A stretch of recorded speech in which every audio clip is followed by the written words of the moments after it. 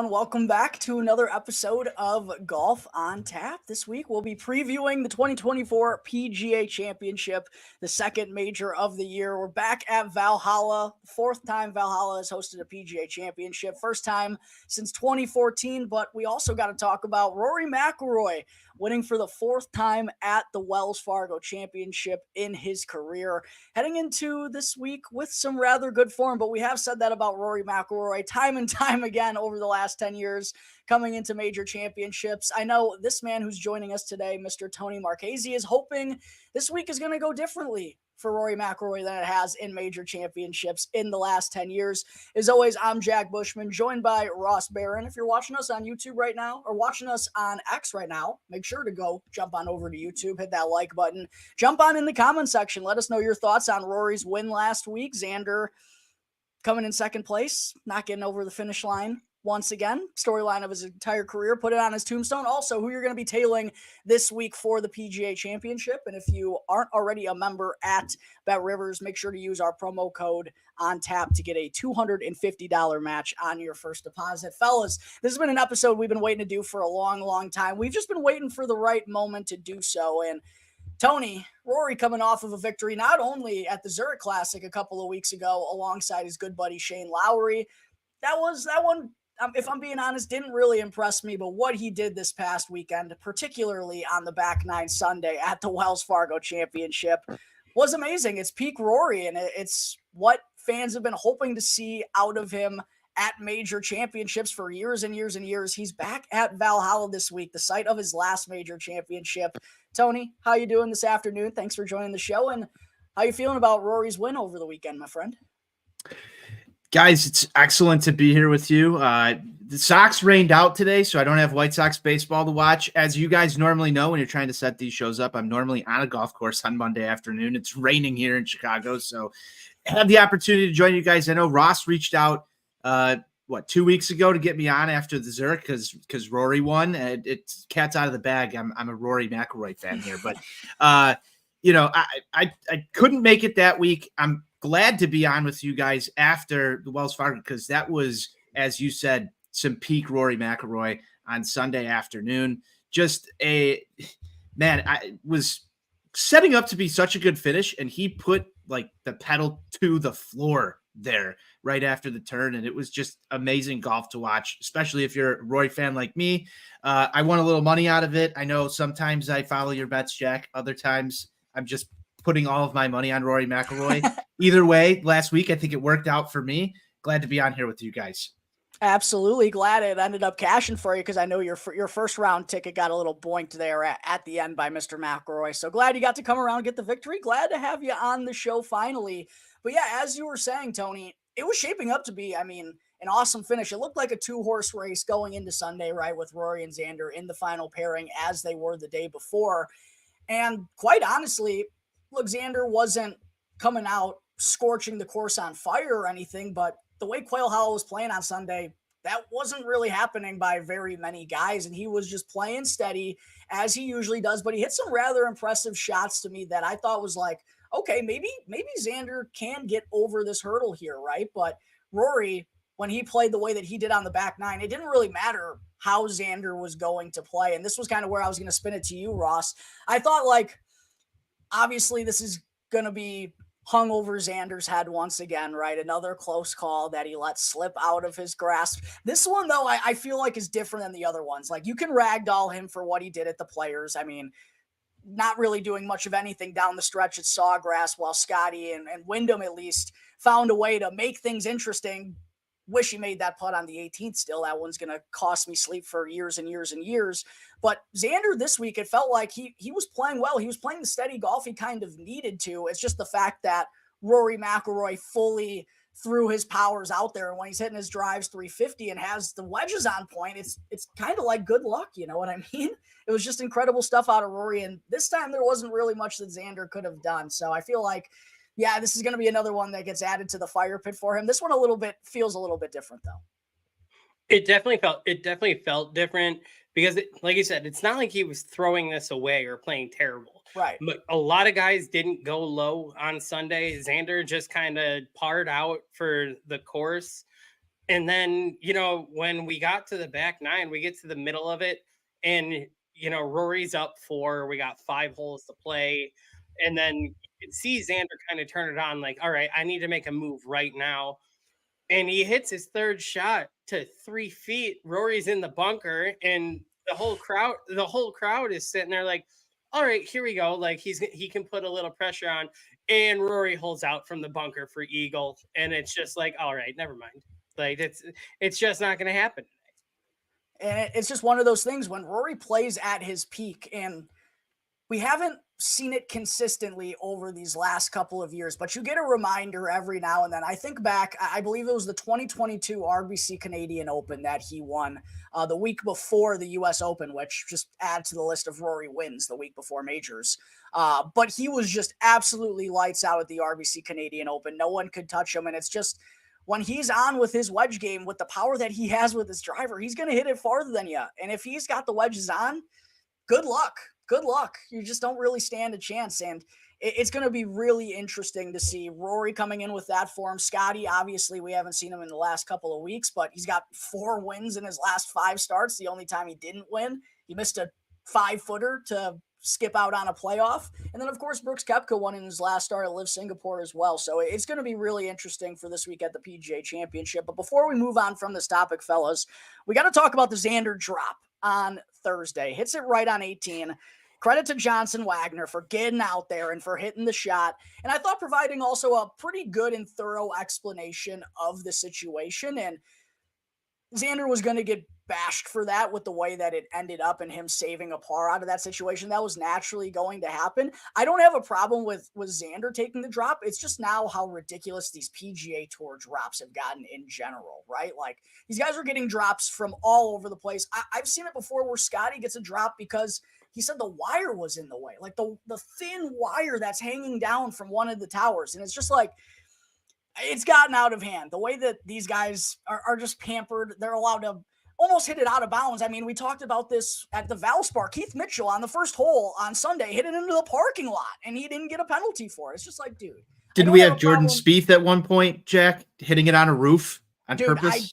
I have no explanation for that, man. That clubhouse was 40 yards left of the fairway. That was one of the wildest things we've ever seen. But yes, situations like that, exactly, Tony. Great throw. And it goes hand in hand with just like, what's going on here? And we talk about this as a game of integrity and policing yourself and all these rules. And Jordan Spieth, don't you dare write a wrong score on your scorecard or you're going to get disqualified. But these guys can hit it fucking 40 yards out of bounds and they're not penalized for that. Like, that makes no sense to me. You get more penalized for writing an improper score on your scorecard. In 2024, with all the technology we have, cameras on every green, everyone knows what score you got.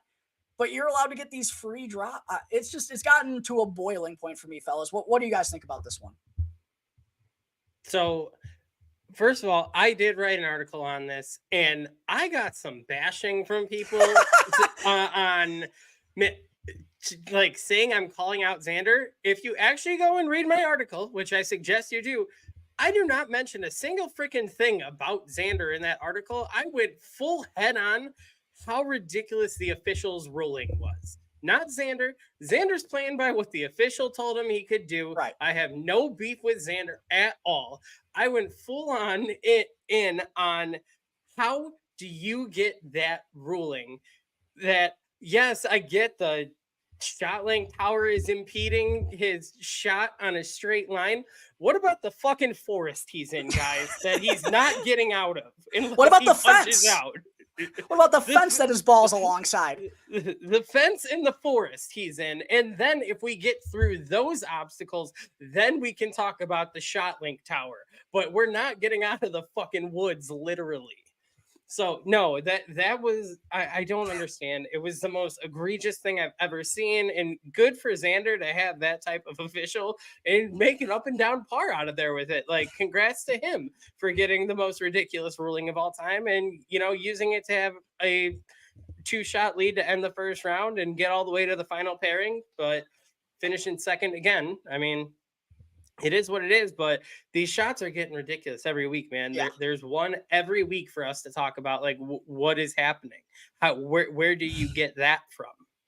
Yeah, no, they've just been piling on and on and on. It feels like these last few weeks. The Spieth Valero one was really the boiling point of like, okay, we got a problem here. Like, this is not out of bounds. He's getting TIO relief here, even though he's clearly purposely hitting the ball out of bounds. Like, something we gotta come to some sort of progressive movement here to penalize guys for hitting bad shots. That's what we want to see in golf. We don't want to see these guys go out and dominate week in and week out. Yeah, we like seeing that every now and then, but actually challenge these guys. Actually give these guys, a proper ruling that I think most folks would understand to call in a situation like that when you're having to punch through about 8 obstacles with tree branches hanging everywhere. It's just gotten out of hand, boys.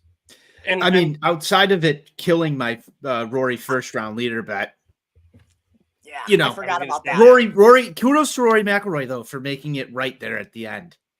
That is and true. Just putting it on Sunday, because it ended up not mattering. But could you imagine if this actually did come down to a 1-stroke on the 18th, 1-stroke lead either way? How much that would have played into what we're all talking about right now? Yes, it's still news. We're still talking about it because of the premise of it. But to have a PGA event, a signature event at that, if it had come down to a 1-stroke margin right there at the end, that highlight would have been playing over and over again on your TVs throughout the weekend there on Sunday night. Yeah, absolutely. Really, really good point. But Rory goes full scorched earth on the back 9 on Sunday. Doesn't end up mattering. 4th career victory for Rory McIlroy at Quail Hollow. Obviously hoping to keep that form going into Valhalla this week. But before we get to the PGA Championship, fellas, there has just been a cluster of all sorts of different news announcements about the PGA Tour, the policy board with Rory. We got Jimmy Dunne today. We got the transaction committee. There's a lot, and we're still trying to exactly parse through it all. It's honestly a confusing time to be trying to funnel through the wavelengths here in golf and figure out, are we actually moving forward? Is anything actually getting done?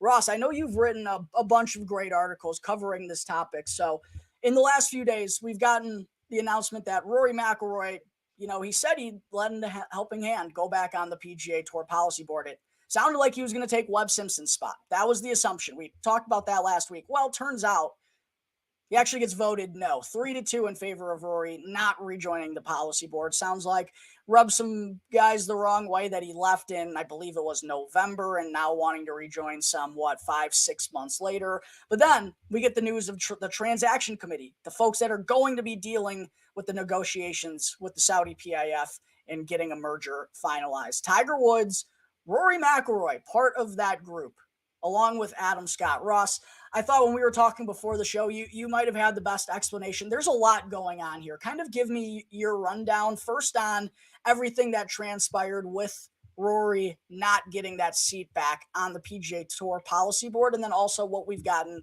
with the transaction committee where Rory's going to be joining Tiger and Adam Scott.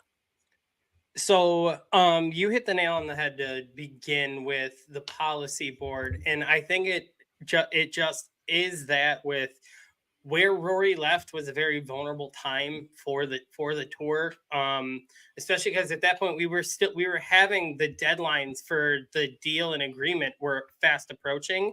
Nothing had been done, and then the guy that has been leading the charge this whole time is just like, I'm done. Like I'm out of here. I don't want to do this anymore. And I think that rubbed a lot of people the wrong way to just kind of leave in the 11th hour of especially after leading it this whole time. But coming back, we talked a few weeks ago that I really felt like Tiger was involved in pushing to get Rory back. But I can understand where Tiger can vote no on the policy board for the overall betterment of the tour, rubbing some people the wrong way on changes moving forward, governing the PGA Tour itself. But in that reverse, I believe that it kind of came down to, all right, if we're not going to have Rory like making the large decisions for the tour moving forward, like beyond this year, he's got to be in that room with me if we're going to hammer out this deal. And that's where this transaction board has come from, where now we have 3 of the more prominent leaders on tour, which I thought was honestly a fantastic lineup to put in a room and hammer out a deal with Tiger, Rory, and Adam Scott. 3 of the most well-renowned golfers in the world and 3 of the most well-respected. But I really think this comes down to it's 2 different battles, 2 different boards with two different ideas. The policy board is governing the PGA Tour moving forward, making all their decisions. The transaction board has one job, and it is to go and figure out golf unification and get a deal done. And in that case, I think you have someone like Tiger Woods championing for Rory that he doesn't need to make decisions on the overall tour, but he needs to be in that room with me to make a deal and get this done. Okay, thank you for that explanation. I honestly needed that because it's been tricky to figure out everything that's been going on behind these scenes. But today, just about an hour ago before recording this, we get the announcement that Jimmy Dunne has resigned from the PGA Tour Policy Board. He's gone. The man that was behind the framework agreement, the initial agreement that got announced, has now announced that he is stepping away because this transaction committee, it feels like, has taken over. And he just said it doesn't really seem like there's progress being made enough for him to stick around. And he hasn't really talked to the Saudi PIF about negotiations since last June. So he's kind of been out of this for the last year in and alone in itself, right? Is that correct, what I'm kind of saying there, Ross? And tell me what this kind of means, Jimmy Dunne being out moving forward for all parties involved. So Jimmy Dunne is the one that wrote and drafted and got all this agreement done in the first place. In the midnight hour, complete 180 for the tour that, hey, we're going to do this. It's all Jimmy Dunne. It wasn't Jay Monahan or anyone. Jay Monahan sent Jimmy Dunne, overseas. They sat in a boardroom. They hammered out what they needed to hammer out and came out with a framework agreement of how we essentially can unify golf and bring this all back together. And then Jimmy Dunne just became a ghost, and Jay Monahan became a ghost, and no one really made appearances or spoke on the subject. I mean, this guy got all this responsibility, went over, did his job. And I mean, for how fast he got it done, for how far apart the sides were, I thought he was a crucial element. And in my article last week, he was one of the people that I was really kind of bothered by not being on this transaction committee, where, he had such a big role to start. And I felt like he is so tied into it. I thought he needed to be on that committee. He needed to be back in that room and getting this done. And then out of nowhere today, we just find out he's completely resigning. And it's kind of a tug at the heartstrings for me, because I really think Jimmy Dunne needed to be part of all this. And it could be a slight step back for the tour. Obviously, I think Tiger, Rory, and Adam Scott going to bat for the tour right now is a great defense. I think that's a great team to have in for the betterment of golf from the PGA Tour side. But I really wish Jimmy Dunne was a part of this. And it kind of sucks to really see him go and know that he's not really going to have any influence in this at all moving forward.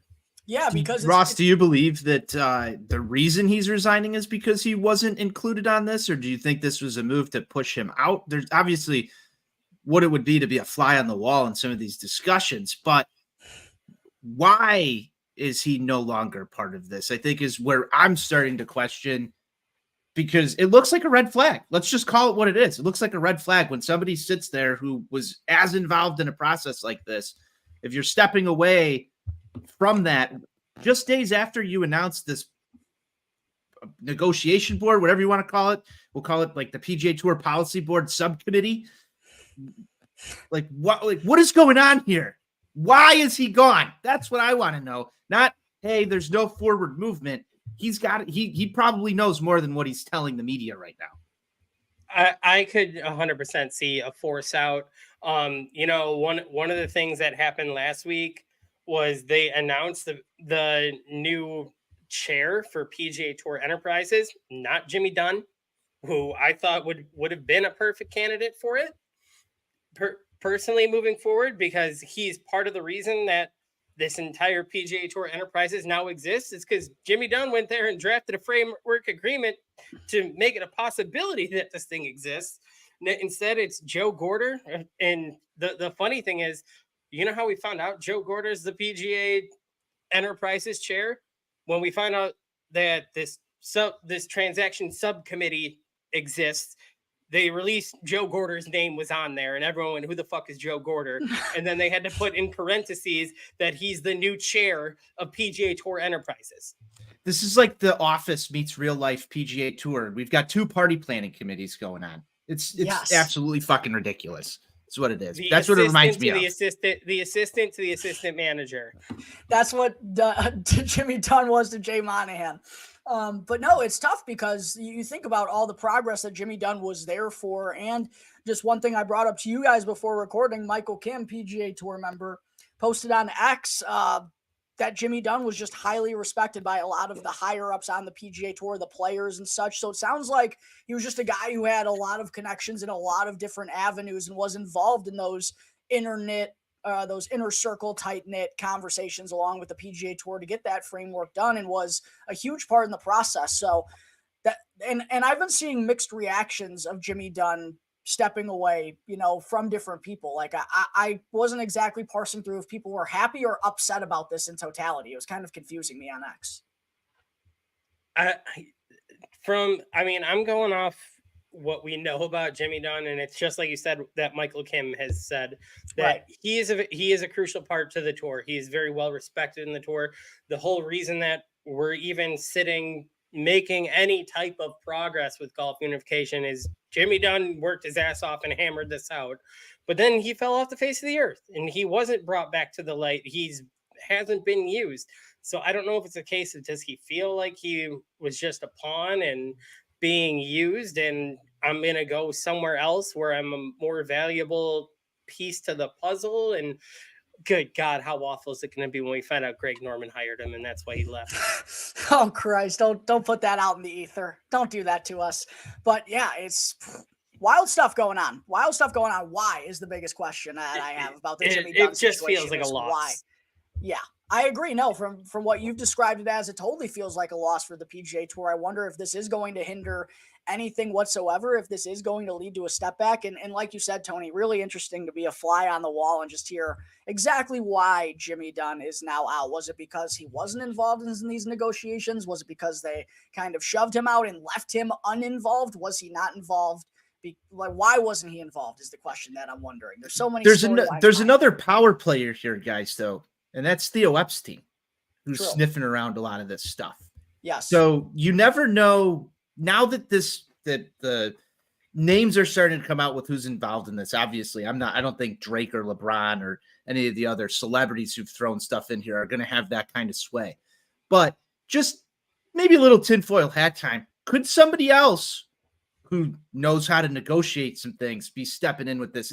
I'm curious why we started to hear some of these names like Theo Epstein being involved in work. I'm going to be talking to the players. I'm going to be around here trying to recoup this thing, which was seen as largely positive news. And then you got some other guys stepping away at the same time. It's like a revolving door right now is really what it feels like. So we'll see what happens, but you never know when a lot of high power people get into a room, there's always somebody who's going to be, kind of shoved out the door at some point here. So that's just another thing that kind of came to my mind as we're talking through this. And I think I don't know if Theo's going to be directly involved in the negotiations and whatnot. I think it's going to be more redesigning the current brand of the PGA Tour. Like, how do you redesign Ross? But here's the question: how do you redesign the brand of the PGA Tour when everything's in flipping chaos? You can't. You could start with the coverage. Well, that's one thing. You can't start with the coverage. You can start with the coverage. From everything I read, Theo is mainly being brought in to work on fan experiences and what the PGA Tour presents to the fans, and going to work. What's the number one thing the fans want? Show the golf. Coverage, be able to see it. I know Jack wants them to show the golf, but isn't getting all the top players back together like number 2 or number 1A on that list? It's probably 1. Probably showing the golf's probably 1B. Get the guy, it's like a if you build it, they will come type of situation. Like, get the big boys all back together. All right, now we got everyone stewing in the same pot once again. And then we put them on a good television screen. There's the redesign. There we go. That's the dream. Everyone back together. Good television coverage. By the way, for this week's PGA Championship, fellas, I don't know, did you guys have any final thoughts that you wanted to bring up about this regarding the news? Ross, you got anything else you wanted to mention regarding these announcements before we move on? Not really. Just sad. Feels kind of bad. Bad omens going into this week. Hopefully not for our bets. Hopefully not. But not for our bets. Just the future of golf feels like a setback for a little bit. We lost a big part. There's been a dark cloud over this bad boy for a long, long time. But I did want to bring this up to you guys. Did you guys see that there is going to be like a betting stream for the PGA Championship that's going to focus like 2 hours per day, I believe, just on like some sort of, I don't know how they're going to do it. It's obviously going to be the first time that they're going to implement it. I think that needs to be kept in mind when we're watching it. I don't really expect it to go swimmingly. It's the PGA Tour, if we're being frank here. But I am curious your guys' thoughts about this, because it feels like this is an aspect of marketing and reach out that they just haven't been able to knock off yet. And, you know, they have the PGA Tour bet guys. They're not really like, no offense, prominent. Like, I don't really ever see them getting much buzz, and they're not really like noted figures in the gambling community. It feels like they just haven't really had that avenue into a huge like part of their audience. I mean, a huge part about people tuning into golf and watching golf is because you can now bet on it, and there's these juicy odds, and your guys in the mix, and oh, it's going to be a fun Sunday. Like, there is an audience for that, and this is the first time that it feels like they've kind of recognized that, and we've been seeing them go with these new interactive styles, right? We got the 16 at Waste Management. We've had signature holes where we go see Smiley set up, right? They're trying these new interactive things. So I'm curious your guys' thoughts on them kind of finally getting into this avenue of golf betting, because I personally, like I said, I don't have high expectations for this first broadcast or maybe these first few, but I do think it's a step in the right direction for an all-in-all better experience for the fan. I do not have very high expectations at all, because when it comes, you nailed it on the head, when it comes to their betting experts' experiences, I don't know if you saw, I read through a couple of their articles today, and basically all of them, when you go down for their picks, every single one of them said Scotty, Rory, or Xander. I said, no fucking shit. Of course everyone is going to pick the top three on the goddamn board. Right. So it's like experts, I could have told you that one of those three is realistically probably going to win this thing. It's actually doing research and seeing who plays these type of courses well to get the odds is what people want to see. Exactly. So, yeah, I just like to see them at least going down this road. Like you mentioned, it's probably going to be tricky. I do wonder how they're like going to go about it, though, in general. Like, are they going to have one hole, maybe a par 3 that they're like camped out by, and they're going to be betting on different groups coming through? Or are they going to be following? Because it would be, I think that's the way to do it personally, or I think the best way, at least off of my mind right now, because if they're following, like, let's say Rory and Scotty are playing together in a pairing and they're just following them all day making bets, that's going to lose interest real fast. You need to pick like one of the signature holes and do like versus and matchup bets off the tee, like something like that, to get it really interesting. I think would be a good place to play. I mean, realistically, it's what, 14 is the island?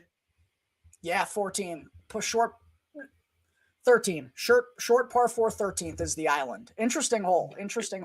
So I think maybe camping out, setting up on the island and doing a versus or match play to every group that rolls through. Something like that, I think, would be interesting to watch, because especially on a tough hole like that, the odds can be really set where, I mean, you could have someone like a Scotty versus a Michael Block or whatever, and if someone misses the green there, it's a whole different hole where, you know, you could take a flyer on a Michael Block is going to even, and maybe Scotty bogeys or whatever. Like, obviously it's most likely not going to be Scotty that bogeys, but you get my argument where you could pick a more well-known player versus a little-known player and cash out big because of the hole being liable for a mistake. Right. Scotty's bogeying 13 on Thursday, folks. You heard it here first. Tony, I'm interested, though, your thoughts on just the PGA Tour kind of going in this direction. So I did pull this up while you guys were talking from the ESPN press room. ESPN Bet at the PGA Championship, an alternate betting telecast featuring ESPN Bet. We all know ESPN Bet, big in the news for taking over that we used to be Barstool Sportsbook. Yeah. The official sportsbook now of ESPN, and now, quote, the official betting operator of the PGA Championship. So this is obviously first year they're doing this. Guys, as you know, as a new golf fan, I would say within the last 2-3 years here, actually watching this, I've started to realize the experience, the television experience. And Jack, you have gotten a fair amount of text from me in the past few weeks about the channel flipping that needs to take place in order to watch golf. So here's another channel to flip to, ESPN2. I guess here. I'm going to have to throw that into the mix. We're going to get the remote's going to get a workout this weekend, guys. On-site commentary from Michael Collins and Stanford Steve Coughlin, and additional ESPN golf hosts. We'll have to see who the additional ESPN golf hosts are. But, I mean, I like the idea in premise because, you know, obviously they want to cash in on ESPN Bet if I'm thinking about this from an ESPN executive standpoint, but also, like, what's the difference between this and like the Manning cast, right? Like, this is straight out of the Sunday Night Baseball playbook with the A-Rod cast or the Manning cast. This is just a recycled play, in my opinion, from the golf side of how do we, get an alternate telecast going for an additional audience to try and bring them in. I'm curious to see if it is like a hole by hole, like we're trying to talk about side bets, or if the actual coverage focuses more on just we've got odds running down the side of the screen and we're still just talking about the golf, because I could see the second one being more of what we get throughout the weekend. It would just be so ESPN to just have odds running down the side of the screen while we're just covering the golf and maybe talking about who guys have placed bets on. And, let's tune in to Rory or Scotty here on this hole. Oh, and if you want to watch the featured pairing, hop onto ESPN Plus still too at the same time, so we can get some redundant coverage going. And what'll drive me nuts, guys, is the fact that ESPN Plus will probably be a hole ahead of the ESPN Bet cast on ESPN2. So let's just see if they can actually keep things straight, because if the betting cast is behind everyone else, that's going to be an epic disaster. That's what I'm watching for. Yeah, it's going to be interesting. You're probably right. They should probably focus on the main broadcast before they start working on alternate broadcasts. But I am just more curious to see where this is going to go, how they're going to go about it, with this being the first time that they're going to implement it. But we're 30 minutes into the show. We got to get on to the PGA Championship, fellas. The second major of the year has arrived. We're back at Valhalla. First time since 2014. It's been the site of 4 PGA Championships. Also hosted the 2008 Ryder Cup. It's a Jack Nicklaus design. And from what I'm taking in, it's going to be a beast. Over 7,600 yards, tight and narrow tree line fairways. You're going to have a lot of approach shots over 200 yards, a lot of par fours over 450, some over 500, 3 of the 4 par threes over 200. Long green side and fairway rough that's going to give you trouble if you're missing fairways and missing greens. I think it's going to be a true major championship level test, and I'm really excited to see how this course is going to fare since we last saw it in 2014. Where it seemed like the Bombers had an advantage. Rory McIlroy obviously getting the job done, led the field in driving distance that week. Also was 15th in fairways, I saw, though. And if he goes and has a performance like that, I guarantee you he'll be in the final 3 if he is 15th in fairways this week with the way he drives the ball. But it does sound like, fellas, there is going to be some rain in the forecast at the beginning of the tournament and all throughout the weekend. So I'm personally interested to see if that's going to make this play a little bit softer and easier these first couple of days, or if things are going to get baked out, or if things are going to get a little bit grown out and make things difficult. But I'm super excited for it. And we got just compelling storyline after compelling storyline, like right off the cuff. I mean, Scotty obviously going for the three-peat. He's been gone the last couple of weeks, but baby Chef is now officially born. I believe that has been hashtag confirmed. We got Rory McIlroy obviously coming in off the win at the Zurich and the win at Quail Hollow. And then we got Brooks Koepka coming in off of the win on Live Singapore You got John Rahm sneakily there, kind of flying under the radar, which feels like a very scary thing. You got the phenom Studvig Oberg, who's right there in the mix, one of the best players in the world since he joined the PGA Tour. It actually is shaping up to be, I think, one of the most compelling major championships, boys, since I've really become a full-time golf fan and really diving headfirst into these things. Like, this one is as fascinating as any that I've kind of covered here in my golf fandom. What do you guys think? First of all, Jack, there's a total asterisk on this because you forgot about Taylor Gooch, dude. Come on. My bad, dude. I forgot. The Gucci Mane got the invite. Yeah, you totally forgot about Taylor Gooch, and you forgot about the course record holder Michael Block is back. So.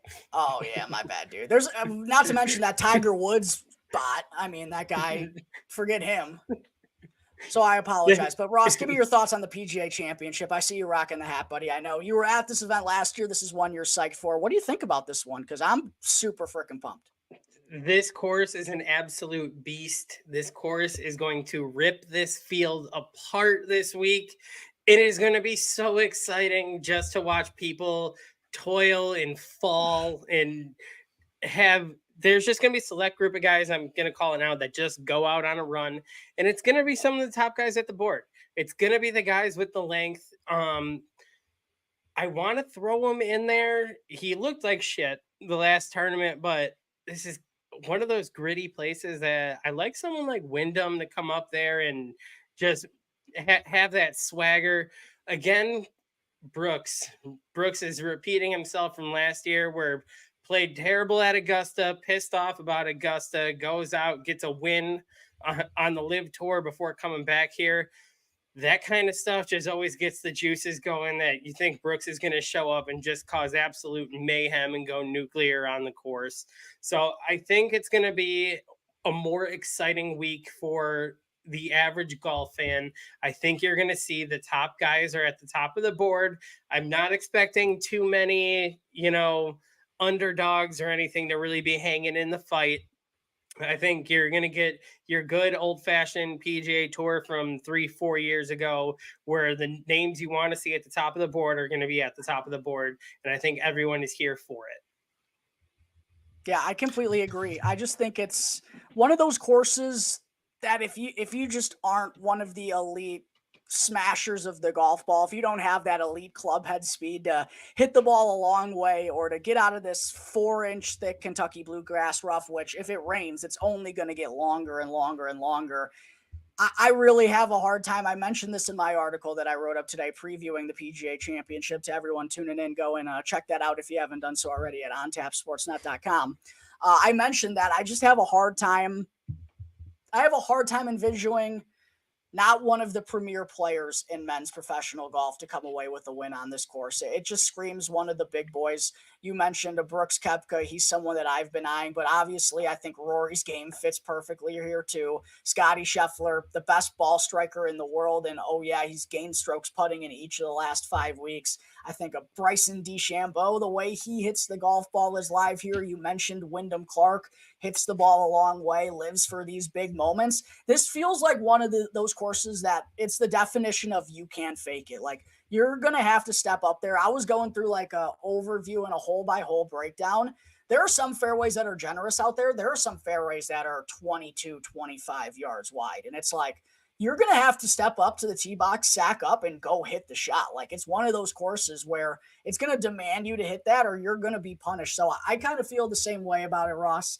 I just think it's going to be one of the premier players that takes it down. And I do think that's going to make for a very captivating last couple of days to this tournament. I mean, getting names that people want to see at the top. I think that's truly what we're going to get this week. And I mean, you already hit it on the head that the field is going to get thinned out by this course. And the perfect example is one of your posts earlier, Taylor Montgomery withdrawing. Taylor just shot an 80 like 2 weeks ago. Taylor Montgomery took one look at this course and this setup and went no fucking way and pulled out. Yeah, Taylor Montgomery shot an 80 at old TPC Craig Ranch. He probably took fucking 2 steps onto the property at Valhalla and was like, nope, I'm probably shooting 95 here with the way my game's at right now. So I gave a little like sarcastic hat tip to Taylor Montgomery for looking in the mirror and being like, this ain't the week, bud. I'm not cashing a check this week. I'm not making the weekend. But Tony, as our resident Rory McIlroy stan, I got to get your thoughts about Mr. McIlroy coming back to a place that's very special to him.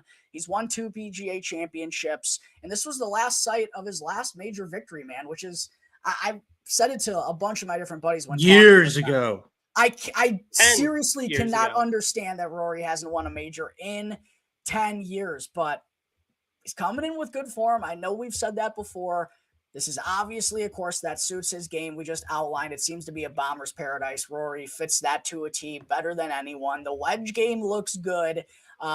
The putting, it's always a little bit of a toss-up, but he's been on the right track these last few weeks. How are you feeling about Rory's chances this week, my friend? I don't know. I'm very conflicted because of the statement you just made. Is Rory looking good heading into a major. I think what you kind of mentioned with the fairways here, it's going to really depend on if Rory can hit fairways off the tee box. That's going to be critical for him. We've seen time and time again, at least over the last 2 years, where I've watched him as closely as I have, where, yeah, he could still strike the ball real well, but if it winds up in the rough, we're not taking wedge shots anymore, boys. We're in a little bit of trouble, and that's when things start to break apart in Rory's game. So if there's a week that lines up for him, I mean, and this has been said before, it looks good heading into this. So it's very tempting to say he can come out on top. The challenges are real, though, because you haven't seen Scottie Scheffler play in a couple of weeks. So will that hinder Scottie Scheffler? I don't know if it's as much about Rory McIlroy and him being on top of his game as much as the unknowns of what is Scottie going to look like? What is Brooks going to come in with? Bryson DeChambeau played way better at the last major than Rory McIlroy did. So you look at what he put together at Augusta for the first couple of rounds, and he might be well up there with the big boys at the end of this thing too. So there's a lot at play here. I'm hesitant right now. I'm pretty sure by Thursday morning I'm going to be jacked up and ready to throw way too much money on Rory McIlroy to win another major for the first time in 10 years. But there's a lot of really tough competition in this. It's not going to be like last week. Scottie Scheffler does exist, and that could be the boogeyman here. Even if you see Rory up at the top, Scottie might just be 4 or 5 strokes better just on his own. You never know. A couple weeks ago, I told Ross, I think Scottie could be one of these guys that comes in here and rattles off 2 to 3 majors this year, and this would follow suit. He's still coming in hot, as you mentioned. So it's shaping up to be a pretty fun week. Yeah, I think you made a good point there, though. It might be more about what kind of form Scottie Scheffler is in, because if he's playing at the top of his game, I don't know if anyone stands a chance whatsoever with the way that he strikes the ball, man. That guy just don't make mistakes. But somebody's got to ask if he's been sleeping, though. That's the real question. Ross, I know you've got a child. I've got 2 myself. First week of parenting. There's going to be a lot up there. The other side of that, though, is Scheffler's coming into this, and his adrenaline is going to be through the roof the minute he tees off. I know. I was going to say, don't forget the dad strength boost of the Scottie might swag. Scottie might just go fucking win this thing by 12 shots just because. Yeah, it's a scary thought. But I do think ultimately with the way this course is playing, I do feel like you got to have one of the big boys on the betting card. I think it's a mistake if you fully bypass everyone under 25 or 30 to 1, because this course just sets up for the cream to rise to the top here. Whether that winds up being Scottie, Brooks, that's up for debate. That's the fun in it. But I really do think you got to have one of these big boys on your card. As far as what I got right now, fellas, I've only made 2 bets. I'm going to have more picks coming out by the time me and Joey Ricotta go live. I think it's going to be happening tomorrow. Stay tuned for that, everyone. But I only got 2 picks in as of right now. I bet Bryson at 30 to 1. Just masher. Course sets up well. PGA Championships, U.S. Opens. That's his bread and butter with the way that he plays. And I also bet Wyndham Clark 45 to 1, man. I don't care that he played pretty poorly all throughout last weekend. The upside is just too prevalent, and we know he's a big game hunter. He loves these big time events. All 3 of his wins in the last calendar year have either been majors or signature events. We've seen him go toe to toe with Scotty Scheffler a couple of times in the last couple of months, and 45-1 felt like more than a good enough number. But I'm hovering around Brooks. I'm hovering around Max Homa. I'm thinking about a little bit. I'm also considering maybe pulling trigger. If I could get a boost on Jon Rahm, maybe just go Brooks, Rahm, Wyndham, Bryson, calling it a day if I could squeeze that in. I don't know. I'm going to have things finalized tomorrow. Ross, I know you got some picks in officially, though. Go and let me know what you got already tallied in your bet slip. So I know this doesn't help out a lot of people. I did throw in one on Brooks 2 weeks ago after he won Live Singapore. I got him at 19. I know he's been mashed down to like 14 or 13 since. So as soon as he won that, I was going off of last year's vibes where he was very similar. Yeah. When he won this tournament as the defending champion, it was just lining up where good vibes. So I did grab him at 19. I did throw Colin Morikawa at 22. I have Ludwig in there at 18. I'm trying to think my other ones I did go Wyndham. I got Wyndham at 45. Just because big game hunter, like you said, and I don't know if a lot of people remember Augusta. He struggled a little bit, but then the last 2 days he was one of the best in the field, and he made a very late run and came charging up the board on Sunday to give Scotty a little bit of a run. Obviously, it was a little too late, but he just goes into that mode on these Sundays, man, in this big tournament. These big tournaments where he goes for all of it, and he usually puts his best stuff together. And I think a course like this, for how challenging it is, he likes that kind of challenge and is going to go big game hunting again. Still tossing around some others. I am hesitant, but kind of looking. I might go with Xander. Only reason is after losing again to Rory is because Rory had his best. And Xander didn't really make any mistakes, so I'm wondering if that's one of those mental tests for Xander that he can get over and maybe move forward and finally nab the big one that he's been missing, that I think is well overdue in his career. I think he deserves one of them, and I did throw it my fifth. I did throw Bryson in there too. I got Bryson at 25 because I do think the way Bryson played at Augusta, I think he ran out of steam at the end and it kind of hindered him. But this course is going to play really well to his strengths. And I see him as being one of the dogs that you're going to have to deal with on the weekend. Yeah, I do absolutely believe that in Bryson. I think just Augusta is never really going to set up perfectly for him. I think there's just the lack of the creativity that he kind of has. He's very scientific and structured with the way that he goes about things. I never know if that's going to be a good setup for him, but even the fact that he was there throughout the weekend, Ross, was very encouraging to me, and I think bodes well for his chances, like you said, on a course that sets up much better for his game. The Xander thing, man, is so tough. I just don't know how, in a group surrounded by Brooks Koepka, Jon Rahm, even Ludwig, like, Xander's playing well. I just bet him top 10. Just bet him top 10 with big money. Like, I know the game's been good, and like, people are gonna make fun of him for finishing second, when in reality that's great on the PGA Tour. We're just in this community of trying to pick winners here, and when you're not the winner, you might as well have missed the cut in our eyes. But I just don't see how you can bet Xander at 18-1 to win the PGA Championship when he's never been able to get over the finish line with anyone breathing down his neck ever. The guy doesn't have a win in 2 years. I just don't know how anyone could. I could see how people could do it. I don't know how you could feel confident in Xander actually going to win this golf tournament. But yeah, I do think one of these big dogs are ultimately going to come through. I'm going to have finalized picks, like I said, tomorrow. Tony, you got any other guys that by chance, I know you always got your eye at Mr. Rory McIlroy. Was there anyone else that you wanted to mention before we kind of tie a bow on this episode here, my friend? Not really to mention, but just to get your guys' thoughts on this. Where the hell is Victor Hovland? And after last season's finish, Jack, we got to watch him at the BMW Championship. Absolute major feel to it, right? That had a somewhat of a major feel. It's kind of the last event before we get to the Mickey Mouse event to end the year. But I am just shocked that he has almost completely disappeared off of the radar. Obviously, the play hasn't been well. But at some point this year, you have to think that Viktor Hovland's going to turn it around and make a surprise run somewhere.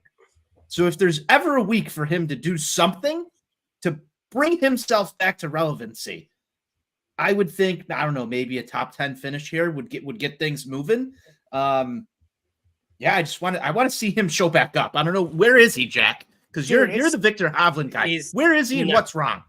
He's not been the same. He cleaned out the closet on his whole team and has all new people, new coaches, everything.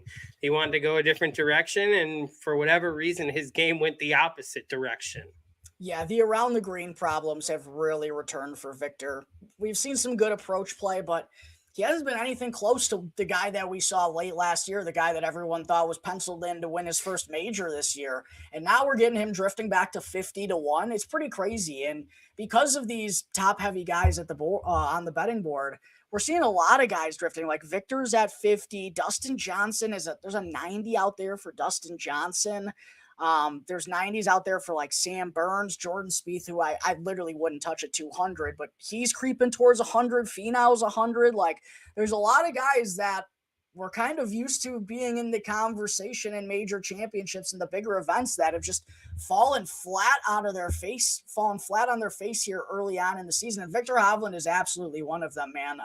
An intriguing number because of his capabilities. And we saw what he did to Olympia Fields, a difficult golf course that he just absolutely cooked on that back nine on Sunday. It's one of the most incredible things I've ever seen.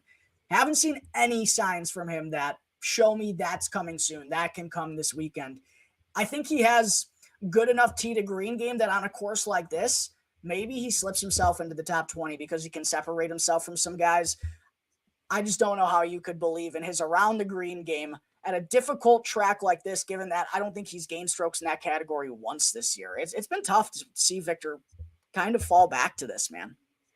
There's this, and then just if you look at the odds boards this week, it's almost just funny to look at the tier, because there's like the tier of 10 guys up here, and then it drops to like where Wyndham is at like the 40s, and then it's all the way down here in the basement is everybody else. Off a cliff. Literally just a tiny, there's the peak of the mountain, there's a little bit of a ledge where you have some names like Wyndham are floating around out there in the 40s, and then it drops all the way down to the 90s before you get anyone relevant again.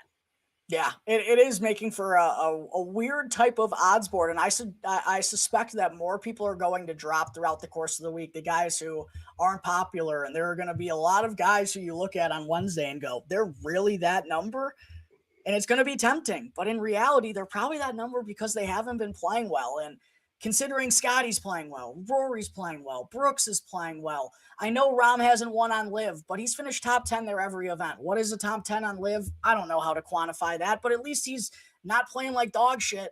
So all these guys playing well tells me that if you're not coming in with good form, you probably don't stand a chance this week. It's just kind of the vibes I'm getting, fellas. Yeah, I mean, especially, I think I looked Sunday night and Scotty was already sitting at 4 on Sunday night. That's before people are even truly really filling out cards unless you got a future on him. He was 4 on Sunday night. He's going to open at 2 on Thursday. Yeah, it's gotten out of hand. He's still sitting plus 400 on FanDuel right now. So yeah, dude. This is gonna be an interesting week. Although we sit here now, just like every other podcast I think I've ever been on, we'll make all these predictions, and something crazy will happen, and we'll feel like congratulations to Benny on winning the 2024 PGA Championship. Dude, I'll tell you what. I don't think I'm gonna end up with money on Benny on, but if he wins the PGA Championship, I might jump off a bridge. Like, I've been on Benny on all year. He played so well last week. No one's going to catch Rory when he goes and does that. But Benny on's been so close, man. He's been so close. I don't think that first win comes in a major championship, but if I miss out on it, I'm going to be a very sad man, Ross, and very envious because I know you have a wager on him. Yep. Do you guys believe that Hideki is rated a little bit lower here just due to the back issues and him pulling out last week? Do you think that's reflected in his numbers right now, Jack? Yeah, dude, if that thing hits 90, it's an auto. Click. I don't care. Too much upside. I'm clicking Hideki. I don't care. When his back's hurt, that's usually when he plays the best. It's almost, I'm trying to think. It's like Ben Roethlisberger, baby. Like, we're not really playing until we're banged up. I kind of get those vibes from him. So if he ain't walking in, he walks in the game with a boot, oh, they won. Yeah, exactly. It's just like when Hideki has those one-handed follow-throughs. The announcer's always like, uh-oh, here comes a wayward shot from Hideki, and he sticks it to 10 feet. The guy's the master of disguise. So I absolutely do, Tony.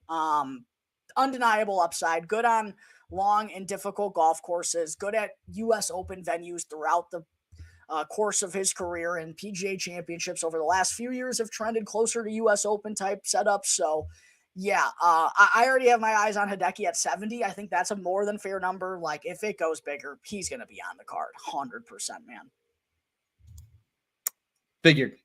Figured as much. But that's my betting preview, I guess you can say.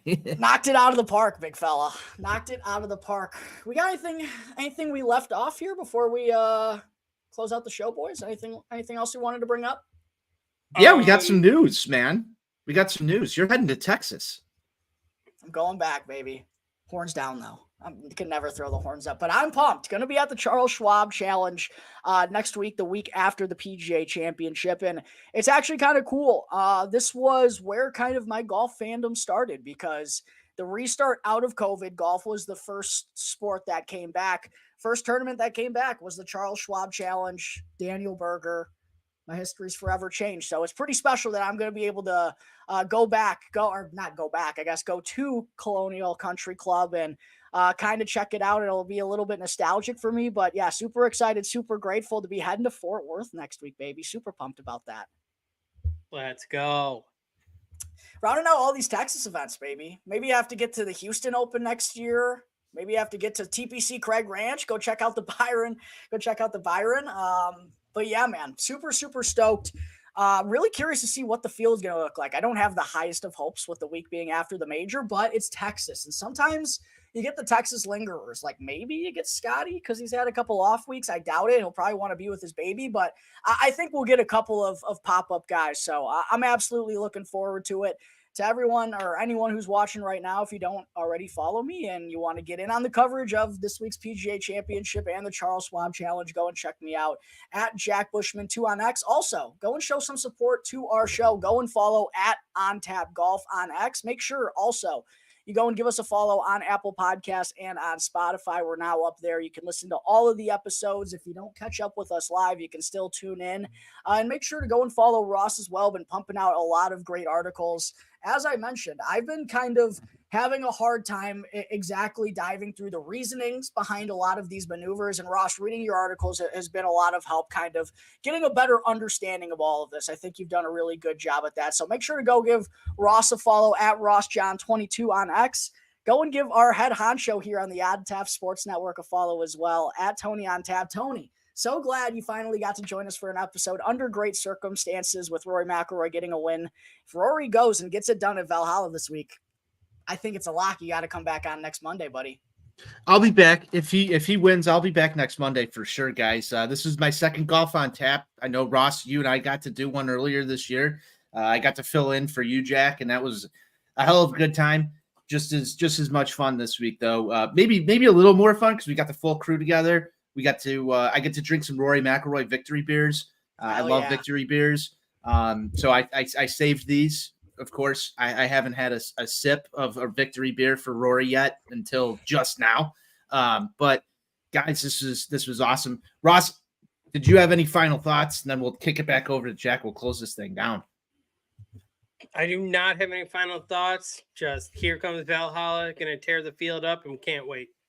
Can't wait. Valhalla, an epic name for this historic golf course. Should give the players fits this week for the 2024 PGA Championship, the 106th PGA Championship in its history. To everyone who tuned in once again, thank you very much. Go and follow On Tap Golf on X. Make sure you're following us on Apple Podcasts, on Spotify. Tony, thanks again for joining the first of many of you here on the show. To everyone, again, we'll see you next week. Or actually, I'll be back on here tomorrow talking through all of my bets. So make sure to check out that episode. We'll see you next time. Crack 'em, lock 'em, everyone. Enjoy the rest of your nights.